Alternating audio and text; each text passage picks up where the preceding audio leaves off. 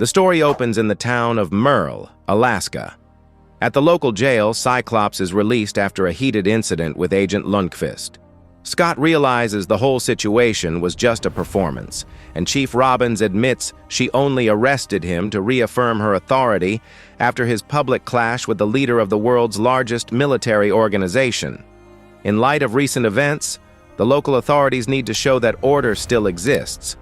Chief Robbins thanks the mutant for cooperating, and Cyclops apologizes, quietly admitting to himself that Lundqvist always manages to get under his skin. Even so, their conversation remains friendly.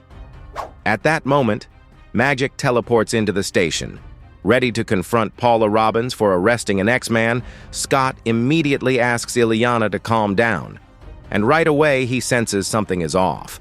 She could have freed him hours earlier, but she didn't. The question is, where has she been? The answer lies in her recent mission against the upstarts. Ocelot was killed by Juggernaut, and the group is currently holding Trevor Fitzroy captive. In their hideout, Psylocke and Temper discuss what should be done with him. Psylocke argues that he deserves to be torn apart after murdering countless people without the slightest hint of remorse. However, Kwannon suggests another option. In the past, Fitzroy killed Marie-Ange Colber, an act that drew the attention of Christopher Aronson, King Bedlam. Using Fitzroy as leverage could secure the loyalty of the king and his Hellions. Back at the X-Men's farm, Juggernaut works alongside Glob. As they go about their tasks, Glob makes it clear he's a vegetarian, while Juggernaut casually suggests killing one of the animals for meat. That's when Beast confronts him, questioning the beheading of Ocelot during an unauthorized mission. Juggernaut answers without hesitation, and Beast reminds him that the X-Men do not kill, but Juggernaut fires back, asking who exactly said that, pointing to the team's current roster. The discussion becomes personal when Beast brings up Jen Starkey, a young mutant who witnessed the attack. In this moment, Juggernaut removes his helmet and says she needed to face the upstarts to overcome her fear. If she didn't, she would always be afraid of them. He insists she chose to fight, she chose to face her fears, she chose to become an X-Man. When Beast mentions that Juggernaut brutally killed Ocelot right in front of her, Juggernaut admits he did, and that he'd do it again if necessary. To him, preventing more deaths was the priority. Beast tries to remind him that the X-Men are not an execution squad, but Juggernaut points out that even though he isn't a mutant and is constantly reminded of that, he felt the pain of Krakoa's fall just like everyone else. He scoffs at Beast's comment about X-Men not killing people and argues that Charles Xavier should have been honest with them. They are at war. He is a soldier in a war, and in war, people die. Beast is left alone, struggling with his own moral code and growing discomfort with how casually death is being treated. Meanwhile, Jen works beside Ben, who brings up what happened. Unlike McCoy, she doesn't seem traumatized by what she witnessed. As she shifts into her animalistic forms, the young mutant appears completely at ease, with the instinct to kill.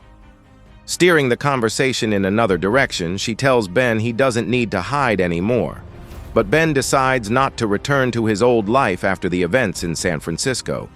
He wants to master his reality-warping powers before attempting anything resembling normalcy. The scene shifts to something more light-hearted.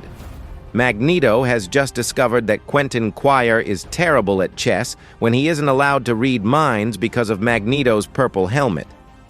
That's when Scott and Illyana arrive, arguing intensely. Scott questions her decisions, but Illyana explains she noticed the perfect opportunity to strike the upstarts while he was stuck in a bar cell. She reminds him she's not a child anymore. She was a Krakoan field captain and had full authority to act. Scott, though reluctant, acknowledges her point and then turns to Psylocke, noting that in his absence, she should have taken command and encouraged the team to take initiative. Scott tries to bring everyone back on track, insisting they've become too scattered and must refocus on the mission. But before they can continue, someone arrives. Glob recognizes Doug Ramsey from their Krakoa days, though now he looks drastically different.